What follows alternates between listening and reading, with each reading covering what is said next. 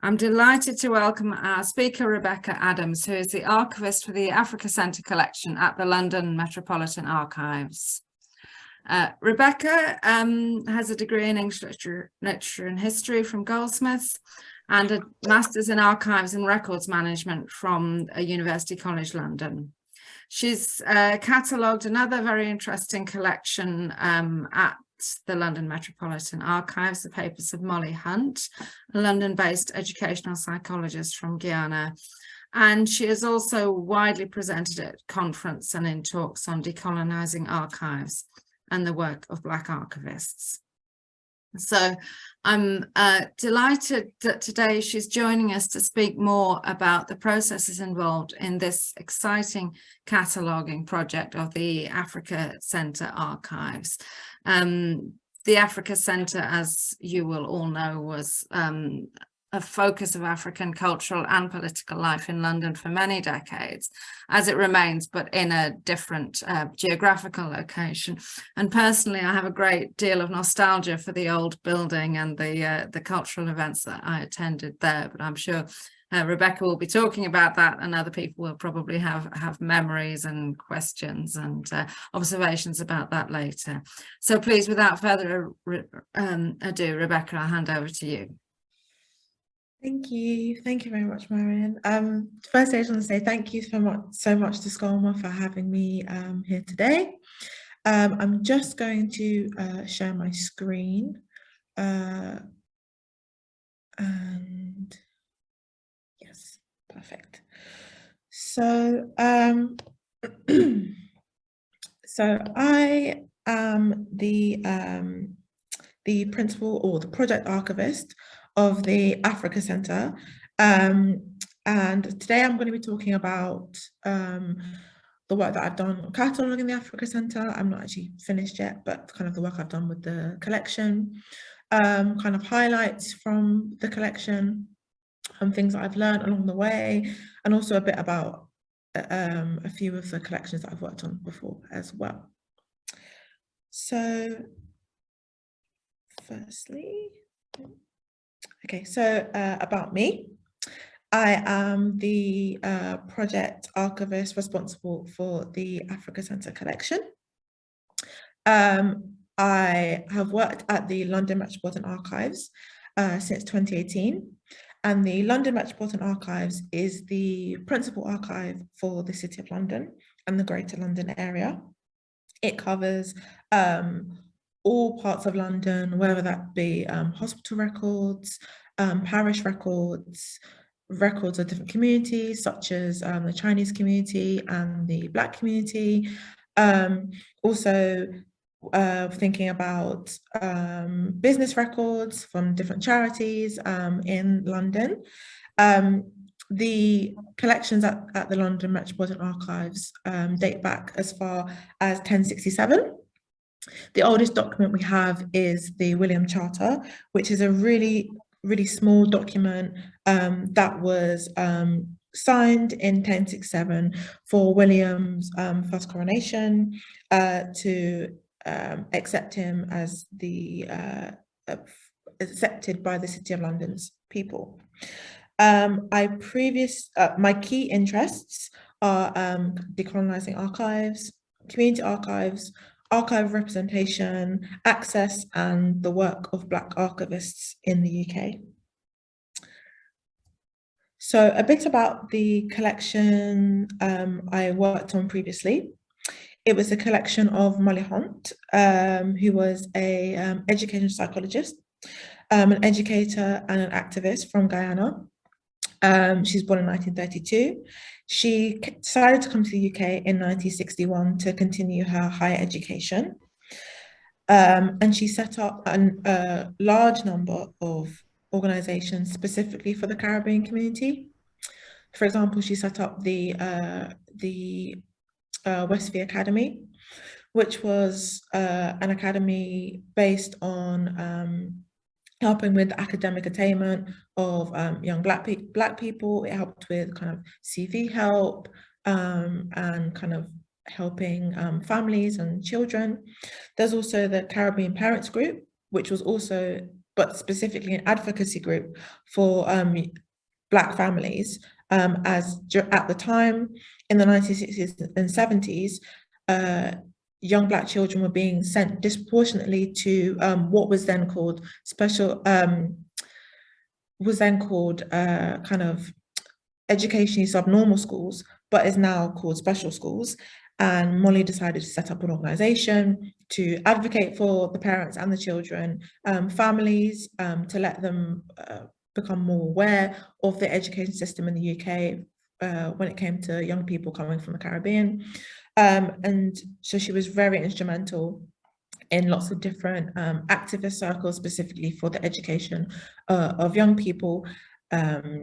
And yeah, her papers kind of focused on casework. They focused on her personal records, letters, photographs, but also audiovisual material such as cassettes and VHS as well. And they can actually be viewed now at the London Metropolitan Archives if anyone's interested in learning more. So I'm going to do a little bit of history about the Africa Centre. So originally the Africa Centre was founded by the Catholic Church as part of a 2-day conference on the future of Africa, which was organised in 1958. The object of the meeting was to study the ways in which Catholics, not just in Great Britain, but also in Ireland, could best answer the appeal of the Pope when it came to thinking about the future of Africa as a continent, but also different countries within Africa. The key conclusions from the actual meeting was that there was real importance needed for people in the UK to learn more about Africa and kind of the culture and the languages, but also thinking about how we can also educate people in the UK about Africa and kind of what the kind of richness of the history and the different people within different countries in Africa. So as a result, an office was opened in Chelsea in Sloane Square in 1958 by the Africa Committee of the Sword of the Spirit. And this picture on the slide is a picture a lot later. It's from the 1980s and 1990s of outside of the Africa Centre, which eventually became the permanent building during that period in King Street in Covent Garden.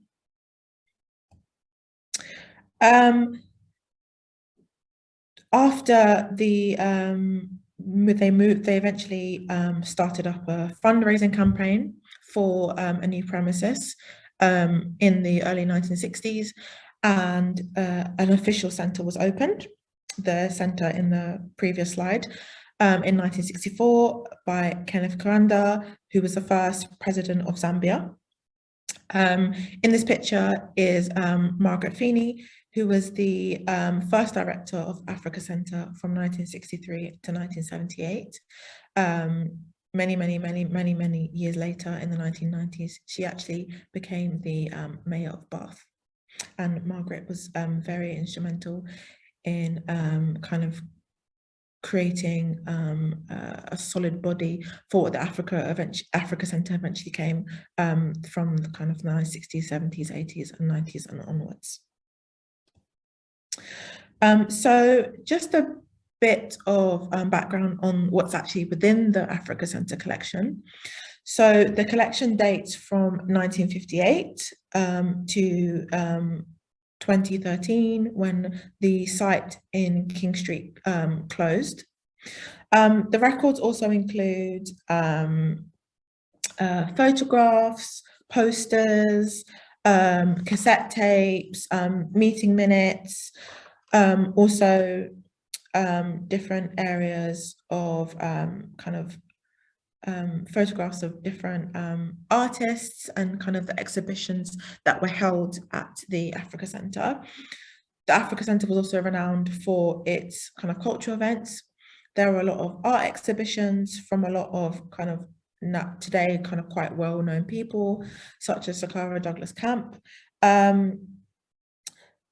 There was also a variety of poetry evenings, there were plays, there were workshops, and working on the collection, I realized that, oh, I knew this already, but working on it kind of cemented it for me, that the collection is really rich. It's an incredibly rich collection, and it really gives a really lovely insight into the kind of the day-to-day runnings of the centre, as it's also a business collection. It kind of shows kind of the ways in which proposals were made, correspondence with artists across the world, and authors and singers, and kind of, it really gives a really good insight into kind of Africa Centre's reputation throughout the years, as many artists, you know, would correspond with Africa Centre and say, I want to have an exhibition here, here's my portfolio, and you kind of get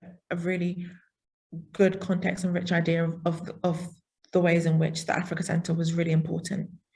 And also Desmond Tutu also referred to the Africa Centre as a home from home as well, so that kind of just really cements the importance of the Africa Centre as an institution. So a bit more about the records within the collection. So there are many photographs, as seen here in the presentation, kind of photographs of the inside of the Africa Centre. A lot of these are from the 1990s, but also from the 1980s as well. Within the centre, there was also a club room, there was a bar, and there was the Calabash restaurant, which served a variety of African dishes. But there was also the Limpopo Club, which showed a wide variety of live musical performances, and there were some really lovely posters within the collection of different artists who performed at the Africa Centre. I specifically chose this image to actually show the ways in which a lot of the records can connect to one another, even when they're in different areas of the collection. So, for example, the black and white photo at the front of the picture shows like a people kind of looking at stalls, for example, and at the time there wasn't anything written on the back, there wasn't anything kind of shown in the back of the photograph to tell me, you know, what event it was. But then I found the Book Week Africa in 1985, the catalogue of the different books that were at the actual the event, and it kind of, and I thought, oh, actually this looks, you know, this looks like it was from the 80s, and it kind of clicked that actually that photograph was actually portraying the Book Week Africa of 1985, the catalogue that's kind of sat right next to it. And it's kind of showing how, while a lot of the records might not be in the same boxes or in the same places, you can still make really good connections about kind of where the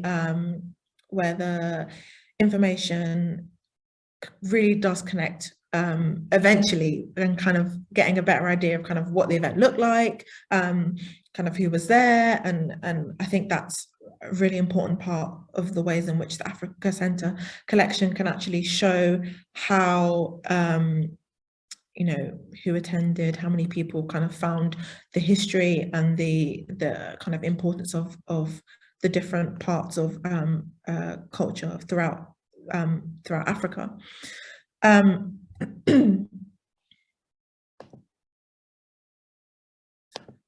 Right. So the next slide, I kind of wanted to look at the kind of the importance of the collection. As I said before and previously, the collection is incredibly rich. It really shows a really lovely, it gives a really lovely insight into the different topics throughout time periods of what kind of was happening in Africa, whether that was politically, culturally, and that's kind of what's really important about why the collection should actually be kind of sorted by me and eventually shown to the public. I think it's really a key piece of history for the African diaspora, and kind of really frames the history of Africa in a kind of really exciting way.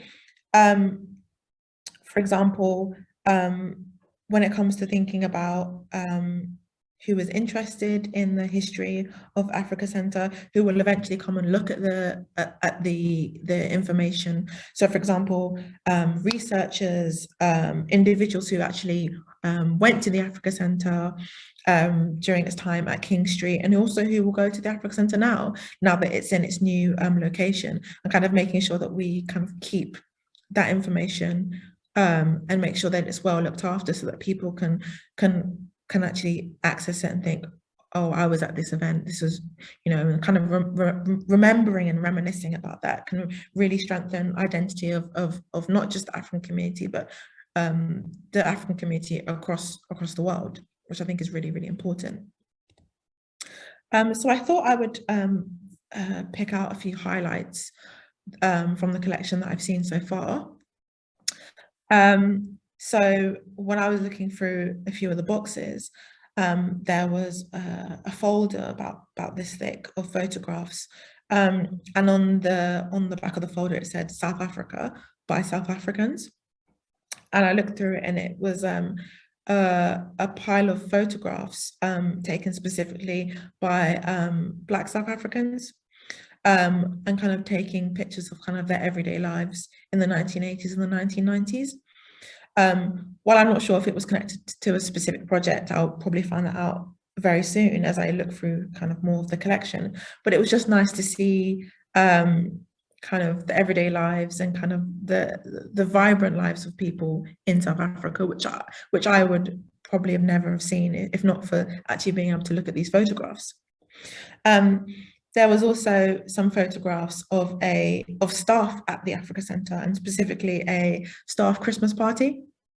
So obviously I'm seeing the records of the staff written down, you know, notes and meeting minutes, but I didn't necessarily get to see, you know, what the staff at the time in the 80s and 90s actually looked like. So it was nice to kind of see a different side of kind of the staff at the Africa Centre enjoying themselves, having fun, and that was just really, really nice to see. And also another area that I found really interesting was being able to see the inside of Africa Centre throughout different time periods. So I personally hadn't been able to actually go to the Africa Centre before it moved to its new site. But being able to see the different pictures inside, kind of the gallery area, the halls, the shop, the restaurant, it gave me kind of a really good idea of kind of how vibrant the centre was at the time, and how people found it so interesting to actually visit the centre, and kind of the different things that you could do as a result. But also just being able to see the dramatic changes, and kind of see how lots of people from different from abroad would, you know, use the different spaces, and that, I think that was also really, really valuable and really interesting, and gave a really good context into the collection and of the Africa Centre for me. Further highlights is actually being able to see the Calabash restaurant menus. So this is just 2 examples of the restaurant, kind of what was on the menus and different periods of time at the Africa Centre, and kind of seeing not just the food, but also the prices, how different they were, kind of obviously because times have changed. Also the artist files, as the Africa Centre had a large amount of exhibitions for artists, whether that was for painting, sculptures, plays, workshops. There was just an array of artist files in the collection, from a lot of artists who today we would see we would, are at the Tate and are doing various exhibitions across the world. And it kind of gives a really nice insight into how important the Africa Centre was, and actually showcasing different artists. Has kind of photographs of artists' portfolios. It has correspondence with the artists and the Africa Centre saying, I want to show this exhibition, I want this exhibition to be about this. And that's actually bringing really kind of rich context to the history of artists and kind of what they really had to show to not just UK but the rest of the world. And what was also really lovely is that the Africa Centre made sure that they included everybody from all different countries in Africa, whether that was in Egypt or Zimbabwe or Liberia. Everybody was kind of on show and everybody was showcased. And for example, there were conferences on the economy in Sudan. There were conferences on women in kind of the work of women in West Africa, for example. And it was really kind of interesting to see the ways in which people use different theories and different things that they thought about when it came to thinking about particular parts of African culture, for example. So I thought I would speak a bit about looking at the Africa Centre records as from an archivist perspective, as I am actually working through the collection. I'm kind of sorting it as it's and putting it into different categories. I'm labeling. I'm cataloging it to put it in a system into the software so that it can eventually be viewed by the general public.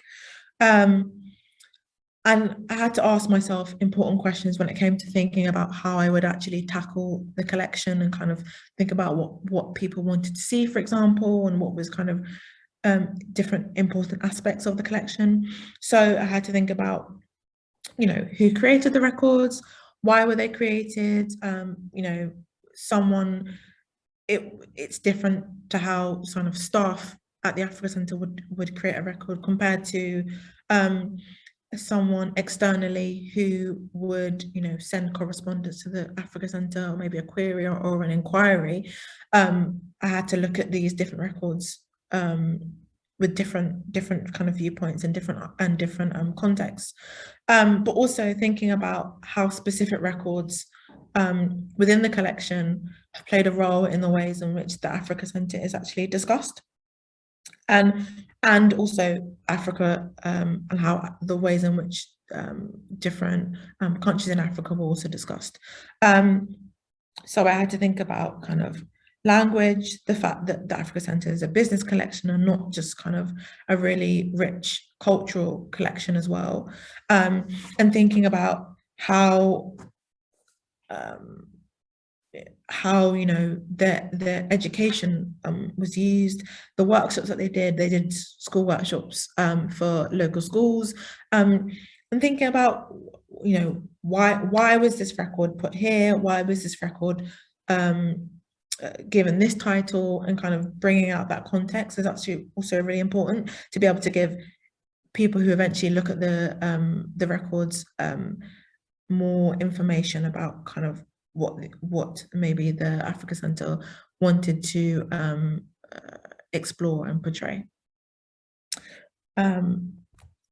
So also I wanted to think about archives specifically, but also thinking about the Africa Centre within archives as kind of a tool for change. Archives are a really good resource to learning about history of underrepresented groups,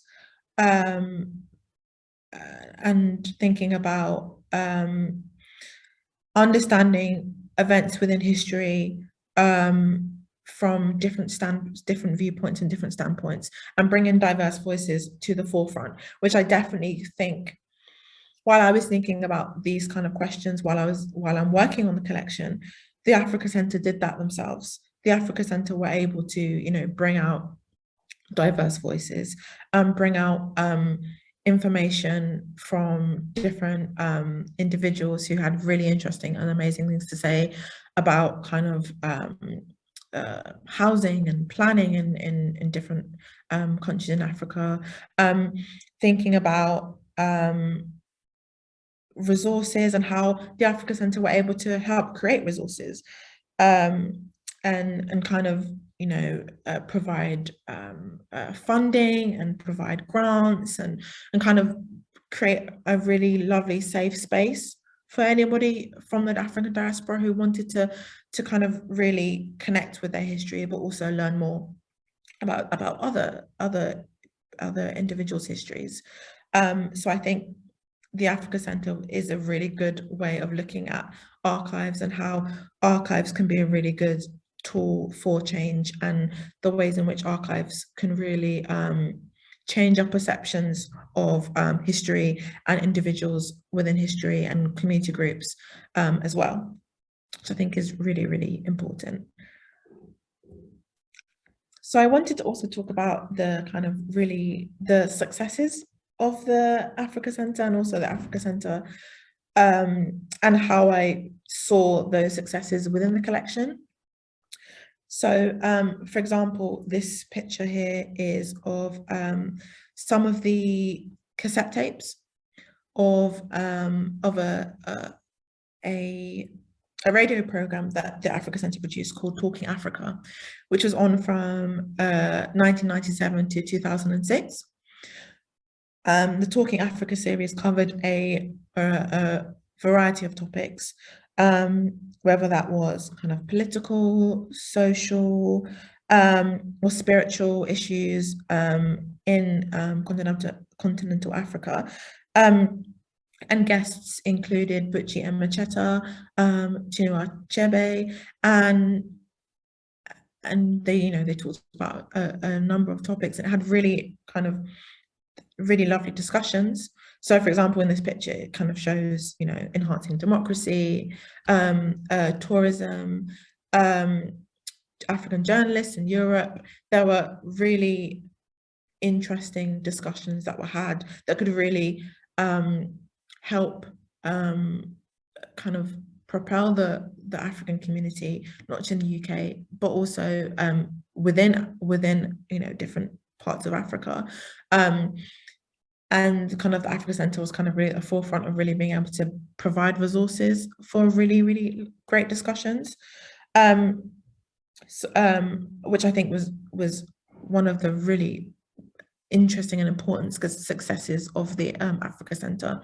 Also, the Africa Centre also provided night classes and training. So, for example, they had language tutors. They had the Africa Educational Trust, which provided grants for African students and particularly refugees.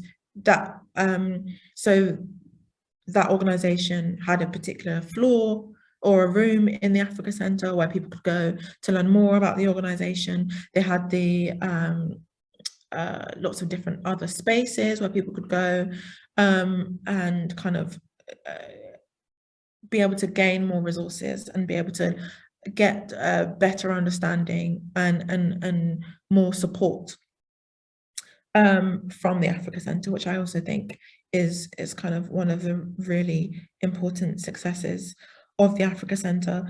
But even thinking about the Africa Centre now and the new site in Southwark, and how the history from the Africa Centre previously can really help with kind of the ways in which we think about the Africa Centre now, and kind of its place as a landmark, and how we can kind of continue to contribute to kind of creating these really amazing spaces for the African community in the UK and across the world.